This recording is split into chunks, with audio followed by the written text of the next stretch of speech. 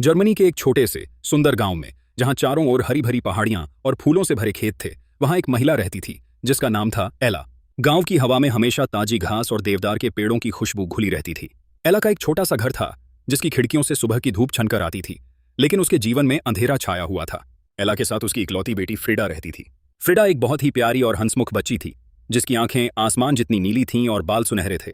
फ्रिडा अक्सर एला से अपने पिता के बारे में पूछती थी, जो दूसरे विश्व युद्ध में शहीद हो गए थे। एला उसे हमेशा यही बताती कि उसके पिता एक बहादुर सैनिक थे और उन्होंने देश के लिए अपनी जान दी। एला के लिए उसकी बेटी ही उसकी दुनिया थी और वही उसकी जीने की वजह थी।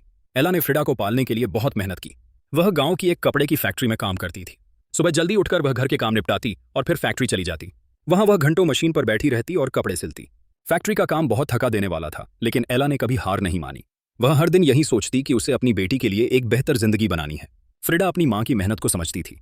वह गांव के सरकारी स्कूल में पढ़ने जाती थी। स्कूल की फीस बहुत कम थी, लेकिन एला के लिए वह भी मुश्किल से ही पूरी हो पाती थी। फ्रिडा मन लगाकर पढ़ाई करती थी ताकि वह एक दिन बड़ी होकर अपनी मां के सपनों को पूरा कर सके। स्कूल से वापस आकर वह अपनी मां के लिए पानी लाती और घर के कामों में मदद करती थी। एला और फ्रिडा का जीवन इतना आसान नहीं था। गांव के कुछ लोग उन्हें ताने मारते थे। कुछ लोग कहते थे कि एक अकेली औरत अपनी बेटी को अच्छे से नहीं पाल सकती, तो कुछ कहते थे कि एला का भाग्य ही खराब है। इन बातों से एला बहुत दुखी होती थी, लेकिन उसने कभी इन बातों को अपने दिल पर हावी नहीं होने दिया। वह जानती थी कि ये लोग उसके दर्द को नहीं समझ सकते। वह अपनी बेटी के सामने हमेशा मजबूत बनकर रहती थी। एक दिन जब एला बहुत निराश थी, तब वह चर्च गई। वहां उसने भगवान से प्रार्थना की और अपने सारे दुख उनके सामने रख दिए। उसने भगवान से कहा कि अब उसे और ताकत चाहिए ताकि वह अपनी बेटी को सही रास्ता दिखा सके।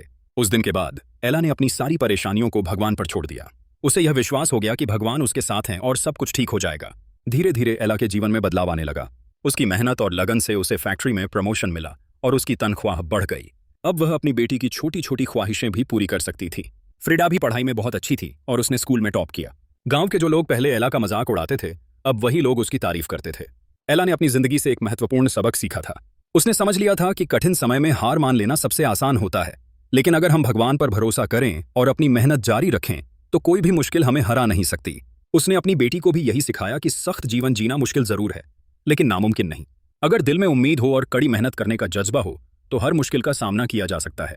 एला और फ्रिडा ने एक दूसरे के सहारे एक सुखद और सफल जीवन जिया और उनका प्यार और विश्वास हमेशा उनके साथ रहा।